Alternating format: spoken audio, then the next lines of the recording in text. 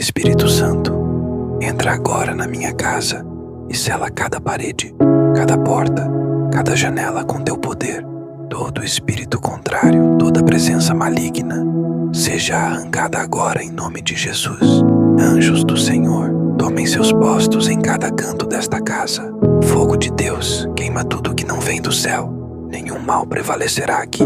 Toda inveja, toda palavra maldita, toda força das trevas, se curve diante da autoridade de Cristo. Minha casa é território santo, consagrada ao Altíssimo, blindada pelo sangue do Cordeiro, selada pelo Espírito Santo e protegida por legiões de anjos de guerra. Nenhum inimigo cruzará os limites desta morada. Aqui reina a paz, aqui habita a presença de Deus. Em nome de Jesus. Amém.